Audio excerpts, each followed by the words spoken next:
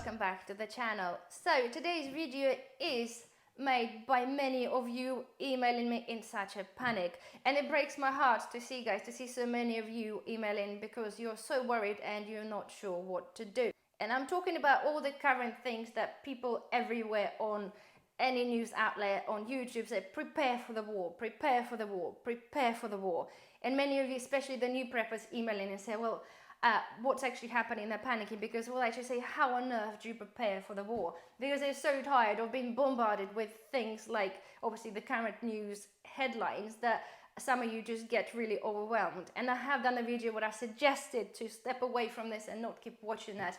But I totally understand that some of you, not say a bit addicted, but it's something that you feel that you really have to be on the top of. And I totally understand that. However, obviously, it's not always having such a great effect on mental health.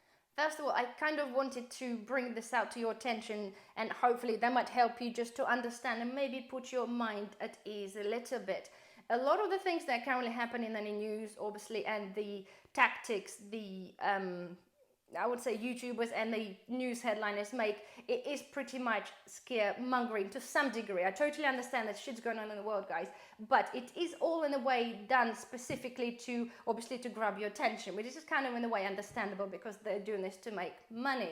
My first point I'm going to point out is the headlines where everybody was making after the Tucker Carlson done the interview with Putin. It was over 2 hours worth of interview, so I strongly suggest, if you haven't watched it, maybe find time to watch it. But my point is, guys, right, the specific words that Putin used is that he will protect his country by all means possible, and this is made in the headlines everywhere, basically pointing out the fact is, oh my god, you know, we're literally doomed right now. And it's literally, as I said, it's been headlines in pretty much every news outlet, every other YouTuber I've seen use that headline, okay? Because it's kind of convenient and people picked on that. It's almost like one person done this, everybody else done it. However, if you actually watch the interview, and you first of all will see how sniggery the Tucker Carlson was, and I didn't really like his facial appearance whilst he was asking questions. It kind of looked a bit like he was taking the piss a little bit. On the other side, I think Putin actually handled the questions really well. So the point was, guys, that actually, at the same time as saying, yes, Putin wants to protect his, his country and blah, blah, he also actually said that the offer of war ending been put on the table 2 years many times. And now he said that US can stop the war if they just stop funding it. But nobody talks about it because, well, this is not really an interesting point of view because, well, if I suddenly said, Putin said actually he's not really that warmongering, but because the US funding the war that he's doing this, well, nobody's going to watch that, right? Do you see what I'm saying? Okay, this is the point that people pick the points, okay, and they pick the worst of them to kind of get it out there, to get the views and to get people's reactions. But this is how it is. Same thing, it was in the news about the supersonic missile, and everybody made absolutely massive hoo-ha because apparently Putin sent a supersonic missile to Ukraine first time. It was first time I heard it here. In fact, he was using it for almost a year prior to it hitting the news here. And yet, for us, it gets fed like it's a breaking news. And everybody does that. And I strongly suggest you guys, especially for you who feel like you need to follow the news and you want to know what's going on, but I strongly suggest that you look and find alternative means of actually finding out the information rather than see what's been pushed upon you. Because those people pick the most title-worthy things, sentences, that pick them out of the content, okay, and then put them out there and people watch it, okay? And I totally understand that not everybody has the time to watch, say, a 2-hour interview to make their own decisions, but it's still very important, guys, especially if you always get a bit panicky and a bit worried after seeing all those titles, then you actually do make your own decisions.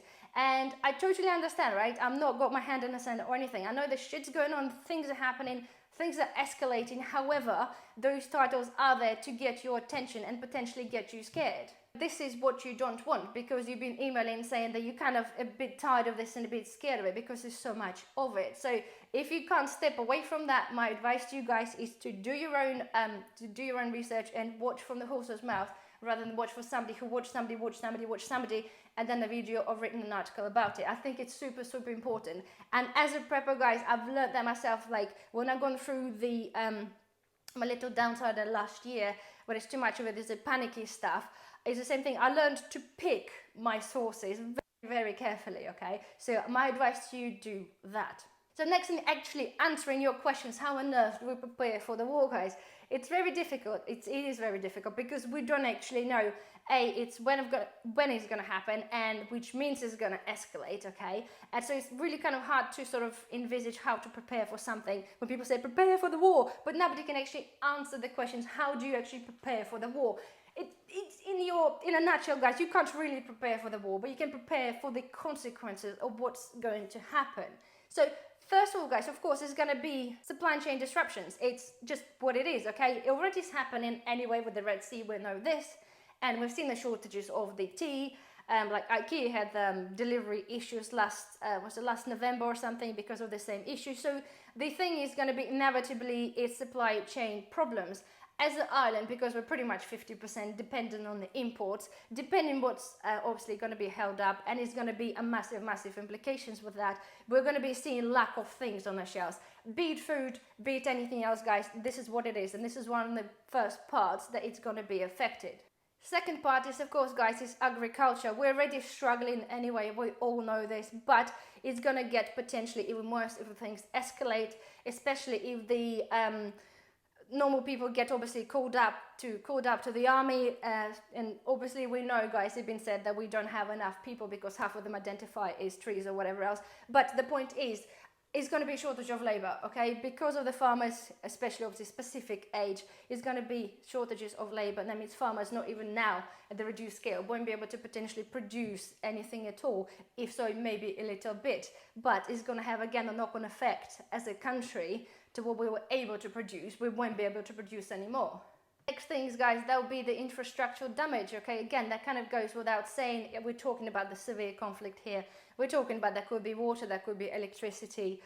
Again, how do we prepare for this, guys? Well, it's very hard again, but it's the same. It's covering all the prepping basics. Again, without the electricity, guys, it's going to be pretty tough, especially if it's going to be a prolonged time. So you're doing your best to prep for that kind of scenario. And the same things with the water, guys. Make sure, you know, the outside, make sure you can harvest the rainwater, make sure you know how to purify this, and obviously things like that. And off-grid cooking as well, make sure you have your things ready. But we'll cover this in the different videos, but obviously that's part of the same thing, what's going to be happening, but you need to just think a little bit more wider in case potentially two of those things are actually happening at the same time, and then it's going to be a little bit more tricky to do that. Of course, guys, another thing is going to be, this probably potentially be happening beforehand, but we're talking about the inflation. Inflation is through the roof anyway. We're currently in recession, aren't we? So there we are. But again, if more conflicts escalates even further, inflation will go up, even go through the roof, be it a lot of food there or not left on the shelves, I don't know. But inflation will be there, and it brings on to the next thing, guys. From inflation, from the severe inflation in a war situation, guys, there will be rationing. This is always happened in every war. There will be rations. So basically whatever's left in the supermarkets, in the shops, you're only going to be allowed to buy a specific amount of food. So having your little preps of food is very important. Of course, guys, the advice to you really is keep calm and keep prepping. Keep calm and keep carry on. It's all you're going to do. It's no point, I know it's easier to say, so there's no point panicking, because I said I've been in this situation myself when it gets so overwhelming, but it's the best you can do. Just try to keep calm, make your proper decisions while your head is in the right place, okay, and just keep prepping. Make sure you get yourself water, things like I said. Make sure you stock up yourself on the food, which I'm sure you're doing anyway. As I said, many people, I feel like, waking up to the whole thing that is currently happening in the world, but I just want you to do this without panicking, just with understanding.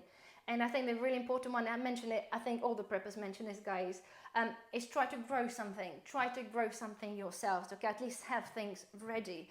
I totally understand, not everybody have a garden, that's absolutely fine. If you have an apartment, maybe you have a balcony, that's still an option.